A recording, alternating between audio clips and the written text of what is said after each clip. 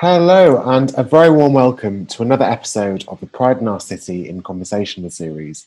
Today, I'm so excited to welcome Tabby Lamb.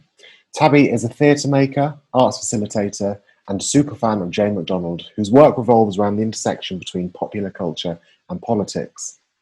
She's an associate artist for Our Neighbours, the Middle Child Theatre Company in Hull, and also runs Theatre Queers, which is a forum for queer people to get together, network, and exist within the theatre industry. Tabby, thank you so much for your time today. It's such an honour to meet you. Pleasure. Thank you for that wonderful introduction. Love Jane getting a little bit of a shout out there. My fave. Absolutely. So, I mean, it's safe to say you have a lot of strings to your bow. What do you tell people when they ask you what your job title is? I tend to just say I'm tired, to be honest. I guess artist and facilitator is the very broad way of framing it. I do things that I can around the arts industry, basically. I make it up as I go along. No, you must be very busy. So what was your introduction into the arts like? I mean, you work in theatre predominantly. Mm-hmm. What inspired you to follow that path? Well, I've just always been a massive nerd, to be honest. I've recently come to terms with my neurodiversity and learned that probably my theatre obsession was my first special interest. And I just fell in love with theatre when I was about 3. I went to see a production by a local youth group in Warwickshire, where I'm from, and loved it so much and was so obsessed with them and made my mum sign me up for their classes. So I then was at that youth theatre from when I was 3 to when I was 18. And I did shows with them and went on tour with them.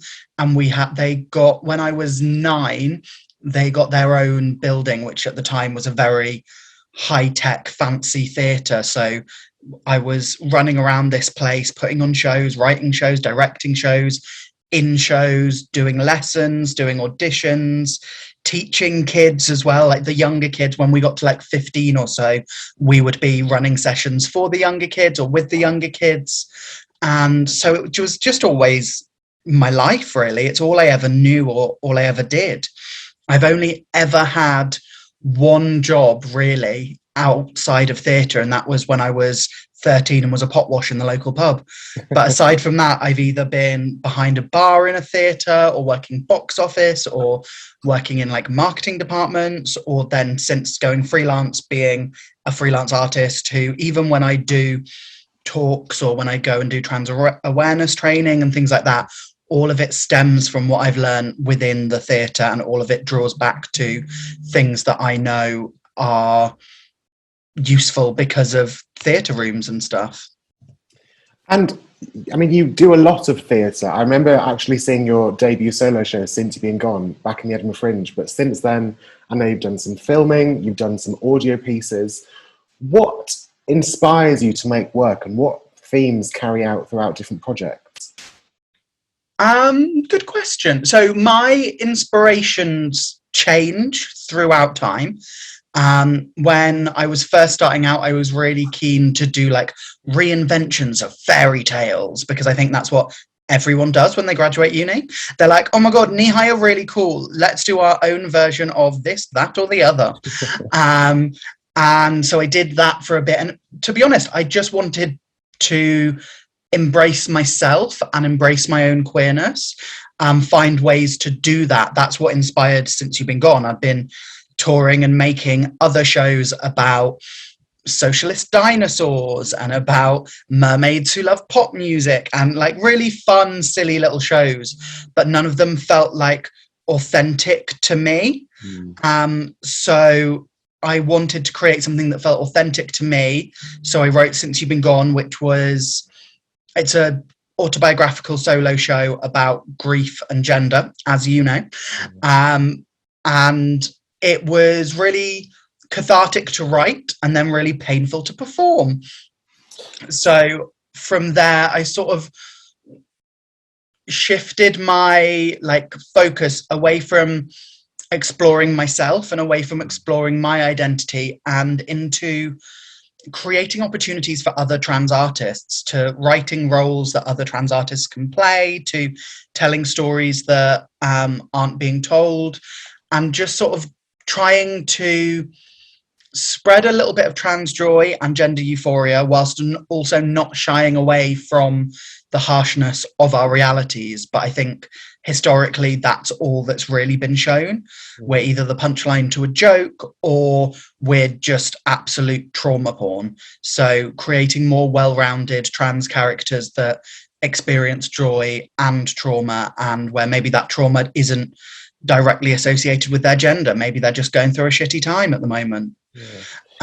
So yeah, that's sort of my main thing at the moment, is creating these narratives that are understandable to cis audiences but also representative to trans audiences, and don't trigger them. It's quite hard to be both educational and not triggering, and also not talking down to then the trans folk who already know all of this stuff. Yeah, and you talk about the pain of performing Since You've Been Gone. I remember watching it, and it was so incredibly vulnerable, and it was the kind of show that I needed to sit down afterwards to kind of collect my thoughts. I can't imagine how much emotional labour that would have taken from yourself. How did you protect yourself throughout the course of the run? I mean, realistically, I didn't. I wasn't prepared for how much it was going to affect me at all. I'd done quite a few Edinburgh runs before with different shows, and I was performing every single day with them. So I thought, well, this show, it'll be really easy. It's just every other day. So it's going to be really chill. I'll be able to go see loads of shows. And then I ended up having a bit of a breakdown, really, when we did it. And that was when we did it in Edinburgh. And then when we transferred to London, there was a different team involved in it. And they were very insistent on me installing some self-care and adding some self-care practices. And we set up basically a system that meant that I was never on my own after a show, and there was always someone who was mental health first aid trained afterwards, and someone who I could just decompress with, whether I wanted to talk to them or whether I just wanted to be in a room with someone. But there was always someone who was paid to be around after the show. And we set this up because I was meant to be doing a big international tour in 2020. Wow. So we wanted to make sure that that was able to happen. And then obviously for many other reasons, it wasn't able to happen. And I do see that sort of as a bit of a blessing in disguise now, to be honest. Obviously, if COVID could have not happened, I would have rather that not happen for a myriad of reasons. But to not have to go through and exploit that trauma every single night for a year was a relief. And you mentioned that in the meantime, you've started creating opportunities for other trans people to spark trans joy. Could you talk to us a little bit about what you do within that? Yeah, so my art it covers a variety of mediums and forms. So earlier this year, I made my first short film, which was for Northern Stage, which is based on a poem that I wrote called Love Letter to Us. And it's just a love letter to trans bodies and to trans sexualities and to trans people of all different sizes and races and representations and gender presentations. So I had submissions from over 100 trans people with body parts that they were willing to share, and we had all these gorgeous Polaroids that we shared, and you can find that on YouTube now. That's still there if you search for Tabby Lamb Love Letter to Us or Northern Stage Love Letter to Us, or some combination of the two. And then I also, with my organisation Theatre Queers, we were lucky enough to get some funding earlier this year. So I've run 2 free courses with Theatre Queers, one on writing and one on more about how to get your work programmed. So we introduced them to artistic directors around the country, including Northern Stage and the Traverse and Royal and Derngate and the Donmar Warehouse in London, to try and break down some of those institutional barriers that exist as well, because trans people are used to telling stories and are used to playing pretend and are used to all of these things that can make you an incredible artist. But what we're not used to is navigating gatekeeping and we are used to navigating gatekeeping, that's a lie, but we're too bloody used to it and we shouldn't have to. So let's try and break down some of those barriers in the industry I'm in, seeing as I can't break down the barriers in healthcare, seeing as I know bugger all about it.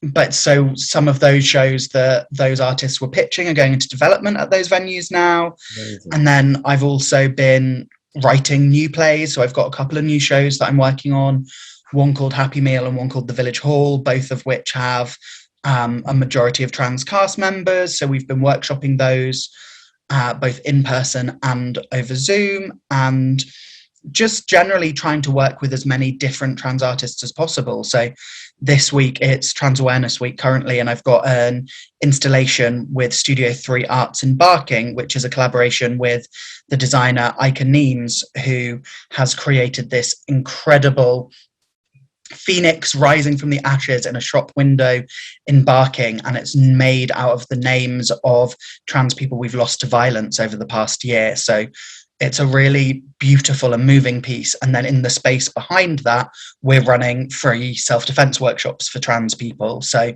I see my role as artist being very fluid. So it might be that the way I see art is to hire someone to come in and teach trans people how to defend themselves against attack. And whatever that is, if I'm calling it art, then it's art. And anything I can do to help support and uplift our community is something that I see as really sort of my duty. Like, yes, I'm a trans person, but I'm also a middle-class white person. It's my responsibility to use that privilege to uplift those who have less.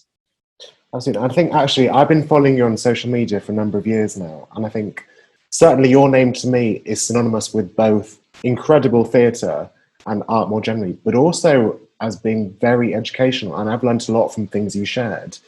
Did you ever set out to be kind of in an activist role? Would you describe yourself as an activist in any way?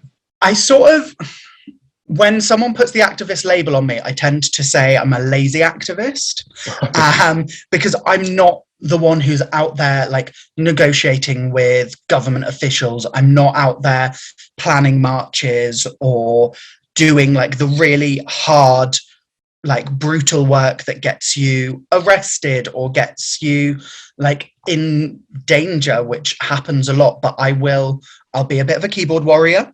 I will set up safe spaces where I can. I will use my connections to create spaces. And if people want to call that activism, then that's fine. But I feel like I'm just trying to make space for my community. And I had this realization actually this week. Someone asked me what my advice would be to a young trans person who's thinking about getting into theatre. And I was like, well, if you're just thinking about it, if you're not like already like completely 100% sold, don't bloody do it.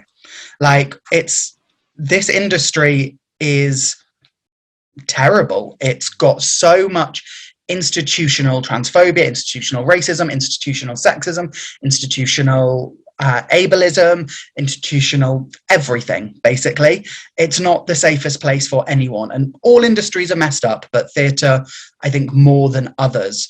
So what I want to do with the small platform I have isn't to encourage other trans people to get into theatre, but it's to make the theatre industry a safer place for those who are already in it, or for those who can't see themselves doing anything else. Because I could never see myself doing anything else, and I wouldn't have listened to me 10 years ago saying, get out, go do something else, retrain in cyber, Fatima's waiting. But if I can make this industry a little bit more aware and a little bit more representative, then hopefully that's a good thing. And for people that might not be aware about how the theatre industry works, what kind of barriers are in place in terms of this institutional transphobia and racism you mentioned? What's the lived reality of working in theatre? Oh, God. I mean, all the theatres are run by cis white men. There's a few where there's people of colour in charge and a few where there's women in charge. But they are in the minority, and they are also very new. So the sort of venues that have female artistic directors or female women, women of colour in their artistic director roles, they're still answering to a board that is all cis white men. So there is no trans artistic director of a major venue or organisation in the UK. There is no organisation that has a majority trans or even a majority people of color board, except for maybe like, I don't know the makeup of companies like Talawa who are specifically for people of color, but I would assume that they have a better representative board. But of the main theatres, everyone has to answer to a board which is usually made up of donors. So it's usually rich old white Tories, and everyone has to answer to them, even if you're technically the boss and you're technically in charge. So most people who work in theatre went to university. Most of them actually went to Oxbridge. So they usually all know each other. They usually all studied together. And even just to get into university, there are so many institutional barriers in place there for trans people specifically, whether that's financial barriers, because trans people are less likely to be supported by their families, they're more likely to be homeless, or whether it's health barriers, because trans people are more likely to be having mental health issues. We're also more likely to choose to go private for surgery, because the waiting times for gender recognition surgery at the moment is obscene. If I was to sign up for the gender identity clinic tomorrow, I wouldn't be seen for 27 years at the rate that they're currently at. So people choose to put their money into going private or to crowdfunding to go private. So therefore they can't afford uni fees or they can't afford accommodation fees, and people go into debt. And there's also a large proportion of trans people who do sex work because there's no other options for them. And all of these things are things that are looked down upon by theatre because it's run by cis, het, white, able-bodied people. They make theatre for themselves. They make spaces for themselves. And when they try to be inclusive, they tend not to ask us how we actually want them to be inclusive. They tend to do what they think is best. Or if they are going to host a round table, they'll say, well, we'll do it at 7:30 on a Friday night because that's when we normally do shows. And it's like, well, actually a lot of trans people work in nightlife. So a lot of trans people are drag kings or drag queens or work behind bars or work in restaurants because it's a lot easier to get service work, customer service work. So those aren't times that we might be free. And it's basically, if you're not a cis het white man, theatre is going to have a problem with you. I mean, that's a really kind of frightening concept. I think a lot of people watching this will have no idea about that. For people that want to be better allies to the trans community, what can we do with our small platforms, and what can we do to try and improve this? So there's a lot institutionally that is messed up that most of us are going to have no power over. So it's great if you want to write to your MP, if you want to sign all these petitions, do all of that. But the most immediate way that you can help a trans person is to help with their fundraising for gender affirmation surgery. So if you go onto Twitter and search like hashtag trans crowdfund or hashtag gender affirmation surgery or any of those sorts of things, you're going to find a million different GoFundMes and fundraisers for trans people who need surgery desperately, because living in limbo, waiting for surgery dates, waiting for NHS appointments is killing trans people. 56% of trans youth in the UK have attempted suicide. And when you reach adulthood, that goes up to 84% of trans people attempting suicide. So it's just a really dangerous place and a really dangerous time to be alive at the moment.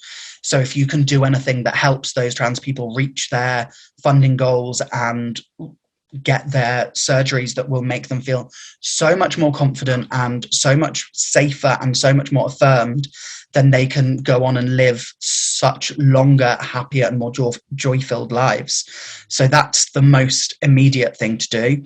You can also make sure that you're reading and consuming art by trans people. So there are loads of non-fiction books about being trans.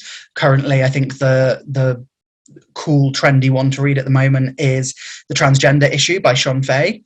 But there's also just incredible trans artists out there who are visual artists on Instagram, or who are writing fiction books or YA books or making short films or making movies. And if you consume their art, if you fund their art, then they're more likely to get mainstream movies. They're more likely to get mainstream commissions. The more followers they get, the more likely they are to be able to get these big brands behind them, which is a really cynical thing, but it's also, we live in a capitalist society. We cannot deconstruct that individually. So that is how we have to survive at the moment until someone comes up with a way that we can destroy capitalism as well. And do you have any specific recommendations for these artists? Oh, loads. So Travis Alabanza is an incredible writer and performer, and their work is about the Black trans experience and about the trans experience wider. And they've got numerous plays and chapbooks and poetry out there. There's incredible artists like Ms. Kimberly, who is an actor and performer and singer and activist who's been doing amazing work. The easy one for everyone to get, because pretty much everyone has Netflix these days, is to watch the documentary Disclosure, which is produced by Laverne Cox, and that basically breaks down how negative portrayals of trans people in the media have affected trans people on the streets for the past 100 years or so in America. And that is a really harrowing but important watch. There's also writers like Amos Mack, who has an incredible documentary called An Ordinary Man, which is a documentary about a trans-masked jazz musician in America. There's there's so many people out there and so many artists. There's Tourmaline, there's my mind is going blank now. Jacob B. Joyce does incredible work, both visual art and sometimes clothing, and they do amazing calendars every year that I always get of iconic Black people through history and iconic trans people through history. So each month you can look at a different iconic person through history and learn about them. But basically just get out there and do some research. Give it a Google.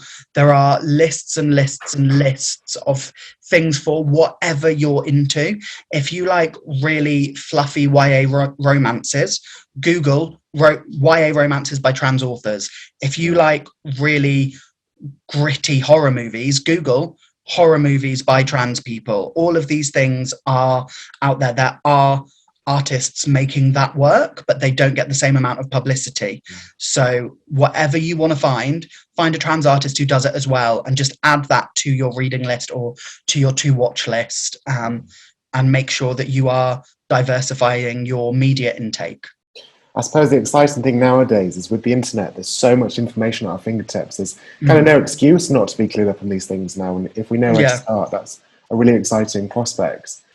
And I know recently you've been discussing trans representation in theatre with a Stage article when you called for equity before we can have equality. For people that might not have read it, what do you talk about in this article? So the article basically examines the arguments against representative casting for trans people. It was inspired by numerous cases in the past few years of cis men being cast to play trans women in stage shows. So this includes Breakfast on Pluto, which was going to be at Donmar Warehouse, but that then was pulled. It also includes Bring It On by Celador, which is now going ahead with a trans actor in the role. They listened to us. And it also includes Priscilla, Queen of the Desert, who didn't listen to us and refused to cast a trans person in the role, so has been touring the UK for the past year with a cis man playing a trans role. And basically what that does is it shows us as simply being men in dresses. And when you see trans women as men in dresses, you have a very different understanding of the level of violence they can take, the level of violence they deserve, what that means about your sexuality, if you're attracted to them, all of these different things that directly lead to violence, and to violence against trans people, and Black trans people are at the highest risk. That's the phrase I was looking for. And they are the most underrepresented people we have as well. And we need to make sure that we're not perpetuating these harmful stereotypes. And usually the argument that people give back to that is, well, I'm an actor, I can play anything. The Beast in Beauty and the Beast isn't played by a real beast, and all of those sorts of things. And I would love for us all to live in a world where everyone can play every character and everyone has equal rights and equal representation already. But the problem is that cis white men have been the only people represented for the past 1,000 years, really. They've been the only ones to get that representation, and they're the only ones getting those roles, whether those roles be written for trans people, whether those roles be written for people of colour. Like, it was only, I don't know, but it was in living memory that we had Laurence Olivier blacking up to play Othello. And that is horrifically inappropriate. And yet there was a time when it wouldn't have been questioned. And we're now living through a time where people still aren't questioning trans people playing these roles. But as someone who does often go up to audition for roles, I'm not getting seen for cis roles. So why are cis people getting seen for the very few roles I can be seen for? It's ridiculous when you think of all of the roles that exist within the theatre canon that are written specifically for cis people. Why aren't they happy with that? Why is that not enough? Why do they also have to tell our stories and tell our stories badly? Because they don't have the understanding or the experience outside of their own bubble. And it's really important that trans artists are seen and that trans artists are respected and that trans artists are paid for their work. But representation isn't the final goal. Representation is great, but it's just a step towards liberation. And that is something that we need to be fighting towards, whether we are represented on stage, on screen or not. We still need to be fighting for equal rights, equal representation, equal safety, because at the moment we don't have any of that. And what do you mean by liberation? If representation is the first step, what is a liberated society for the trans community? A liberated society is one where we can all live as freely as we want to be, as authentically as we want to be, and as safely as we deserve to be. So we need liberation for everyone, not just trans people, not just queer people, not just people of colour. It's for everyone, and it's for the intersections of all of those things as well. Like, there are straight trans people who still deserve to be represented and to be liberated. There are black trans people, there are straight black trans people, there are queer trans black people, there are intersex people, there are disabled people who all deserve to live in a world that actually considers their needs and doesn't view them as an afterthought or as a little bit of accessibility that maybe we'll do for one night of this run when we get in a BSL interpreter. It's about making sure that everyone can access everything and do it safely. And currently we are still millennia away from that. And we need to be working harder towards that, because the world deserves it. We deserve it. We all deserve to live in a world that is safe and that is comfortable. And accessibility isn't an add-on. It's something that should be inbuilt to everything that we're creating from the ground up. And it's ridiculous that there are still train stations being built without lifts, and there are still venues being built with gendered bathrooms and all of those little things that just don't really make sense anymore. But we're so stuck in this heteronormalist, ableist world. And we need to push beyond that, and we need to liberate the mind so that we can then liberate the body. I suppose we've been speaking to a number of people through this series, and a couple of people have suggested that there's a trans backlash at the moment, kind of in light of Trump or Boris Johnson and Brexit and all these kind of huge structural shifts. Do you think there is a trans backlash at the moment? And if so, why? Oh, gosh, yes. Yeah. So there is a huge backlash against trans people at the moment because we're an easy target. We are an easy target, and we are also opening the door for then there to be more attacks on all queer people of any member of the alphabet mafia. We are, because we have less rights already, because we've had less acceptance already, because people can twist their arguments. We are a really easy person to go for and still look like you're a liberal lefty.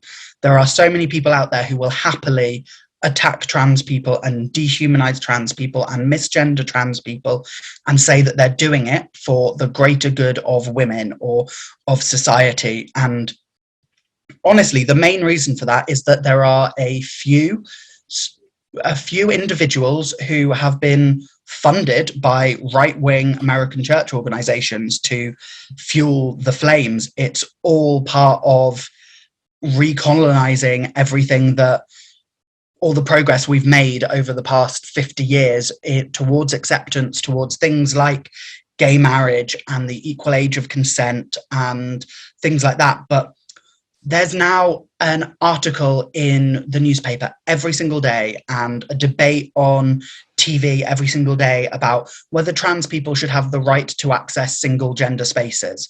So, well, hon, we've had that legal right for the past 11 years now. The Equality Act of 2010 gave us that right, and nothing changed after that. There was no huge statistical rise in cases of attacks against cis women by trans people or anything like that. They are inventing these problems in their head because they're so desperate to be a victim themselves. They're so obsessed with the fact that they've always thought that because they were women, they were a minority. And yes, women are, theoretically we're in the majority, which is great. There's 51% of us in the world. But when it comes to things like rights and society, we're still viewed as lesser than. But a lot of white women are so obsessed with seeing themselves as the most put upon that they then can't understand the intersectionality that actually a black woman's struggle is going to be harder than yours. And that's not something for you to be jealous of or pissed off about. That's something for you to fight for. And it's the same with a trans woman. Just because our needs are slightly different doesn't mean that we don't intersect at many points and that we don't need the same freedom from the patriarchy. That we all operate under a white supremacist, patriarchal world, and we can't escape that. But what we can do is acknowledge it and work towards changing it.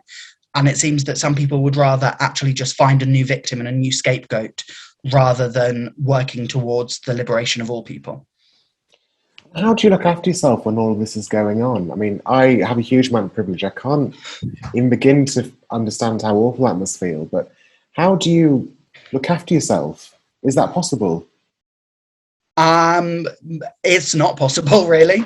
I try to watch a lot of NAF TV. I watch a lot of silly reality shows and fun cartoons, and I do the cliche self-care things of running a bath and all of that. But generally, there's not enough self-care in the world to protect trans people from all of the emotional labour that we have to go through. And that is one of the many reasons why our death rates are so high, whether that's through suicide or through murder. We are so much more likely to die young. And that is just a fact of life at the moment. And that shouldn't be a fact of life for anyone. And yet we're sitting in a world that thinks that it's fine to debate our rights and our lives on This Morning with no representative from our community, or giving free equal amount of time to the people spewing Nazi hate speech. But it's the world we live in, and we can't change that at the moment. We can only try, and we can only push forward and try and make it a little bit easier for the generations who are coming after us. And I think actually the kind of work you produce is so powerful in spreading that message and creating that sense of empathy, and it's so beautifully done. Let's talk a bit about Love Letter to Us, which you mentioned at the start. It's the most beautiful video commissioned by Northern Stage. It was created over lockdown, is that right? Yeah, so it was creative over lockdown. So we had to find a way to film it whilst also not leaving my flat. And also, the whole point of the piece is that it's a love letter to trans bodies, and trans bodies come in all different shapes and sizes. So that's where we got the idea for these Polaroids from. And we have like I said, over 100 different submissions from trans people, and it's just aiming to showcase the beauty of trans people in all of their glory, whether they're trans people who have sought medical intervention or whether are trans people who have chosen not to, whether it's skinny trans people, whether it's fat trans people, whether it's trans people of colour, whether it's white trans people, whether it's British trans people or trans people from Europe or America or Australia. We had submissions from all over the world, and it was so gorgeous to be able to showcase their incredible bodies, because we are just really hot. I'm really sorry. I'm sorry to break it to you, cis people, but we're just hotter than you, and people don't know that and people don't see that. So it was a really tender and intimate way to showcase the beauty and variety of trans bodies. And the poem itself was written as an anniversary present, actually, for my partner. Wow. So I had to ask his permission before I could then make the film. I was like, this is your film. This is your poem. I mean, would you mind if we used it? And we're both trans and able to find the joy in our own bodies and in each other's bodies and in the bodies of trans people that we meet. So we wanted to be able to share that with the world in an affirming and supportive and joyful way.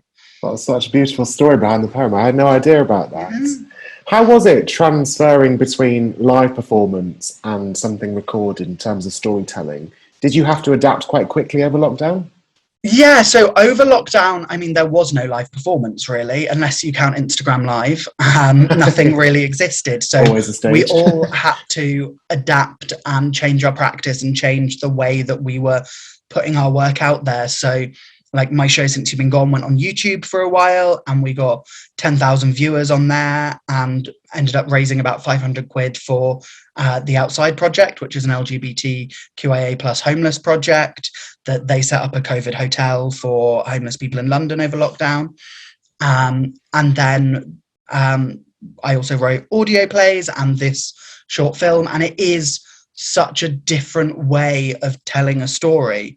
And I think with Love Letter to Us as well, it was really different to my work because it was a poem and it wasn't necessarily narrative, but we wanted to give the film a sort of brief narrative. So as you move through all of these photos of all of these gorgeous trans people from around the globe, you start to see estrogen patches or estrogen pills or bits of makeup, and then it ends on an anniversary card.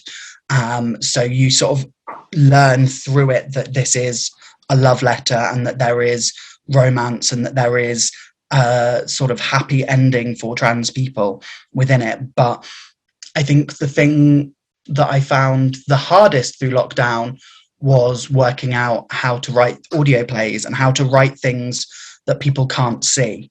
And I think that was a really interesting journey. And like I've been working on some TV stuff as well, which is really interesting. And again, completely different. It's not something that I'm confident in or feel particularly skilled in yet. But the one thing the pandemic did is give us time.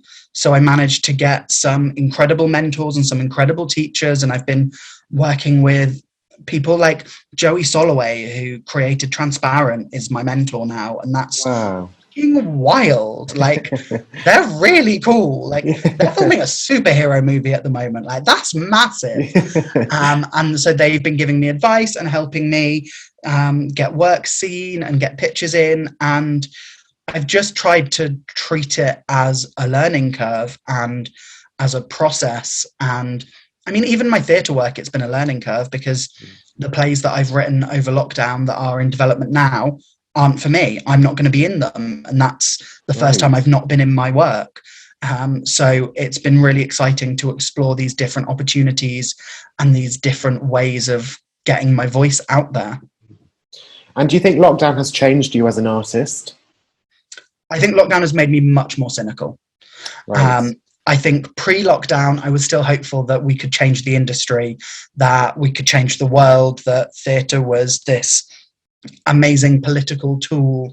And I still think all of those things, but I don't think that I'm going to be able to achieve that liberation through theatre alone. And I'm also so much more aware of the systematic barriers, but also of the lack of care from those institutions that supposedly support us. Like the amount of things that we went through in the lockdown, the amount of Zooms that happened to talk about how to make theatre more inclusive, how to make buildings more inclusive, how to make work that responded to Black Lives Matter and all of those things. And yet we have reopened theatre this year with a bunch of musicals about white people and a Grenfell show with an entirely white cast and creative team. And it's just, I've learned that people talk the talk a lot, but very few people walk the walk. And one day I hope that changes, and I hope that I can see that change, but I don't believe in it as much as I once did, which is quite sad, I think.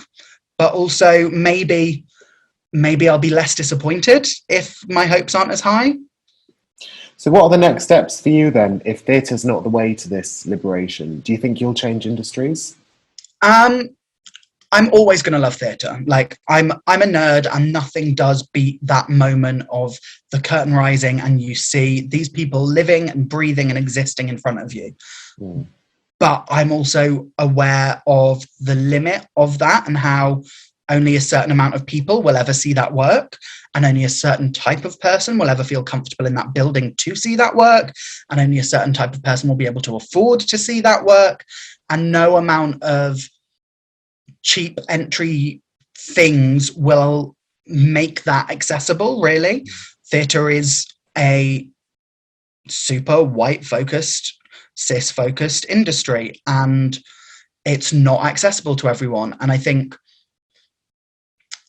probably TV is maybe the most accessible medium, because not everyone has a TV, obviously, but if you don't have a TV, it's through choice usually rather than through accessibility. Obviously, there are people who can't afford TVs, and there are people who don't have houses who don't have TVs, and all of that. But on the whole, the majority of people have access to a television.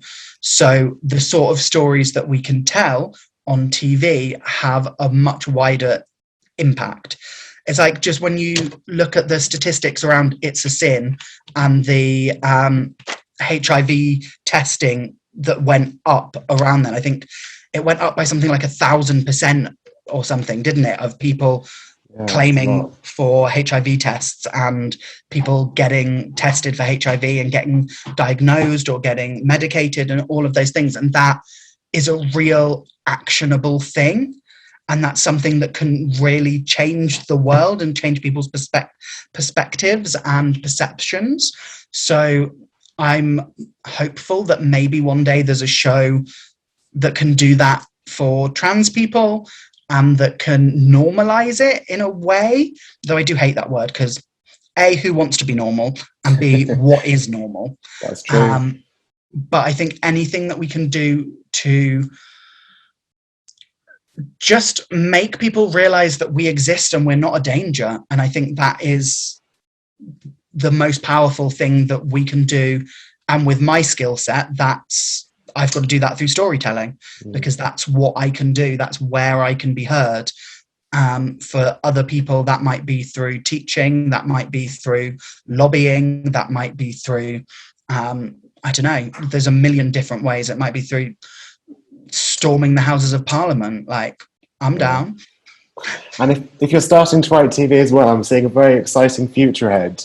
To those watching at home, you've heard it here first. I mean, fingers crossed. I hope so. I've got a couple of TV shows in development at the moment, but I feel like everyone in the world, every writer under the sun has a couple of TV shows in development.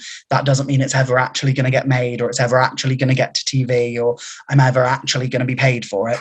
But hopefully there's some trans positive, sapphic, supernatural TV coming your way at some point in the future. I very much hope so. Tabby, unfortunately, that's all the time we have for today. Thank you so much for chatting with me. Before we say goodbye, lovely. Thank you for chatting. How can people find you, and how can people learn more about your work? So you can find me at tabbylamb.com. That has information about my work, about the shows I've done, and links to things that are online, like audio plays or short films. You can also follow me on social media. On Twitter, I'm at the Tabby Lamb. And then on Instagram, I'm at badgalnb, because I want to be the non-binary Rihanna, because she's an icon, and she's also a Pisces like me. You can also find me on Facebook, though I use that less because, they're even more evil than everywhere else. And you can find me on OkCupid if you're looking. Tabby Lamb, thank you.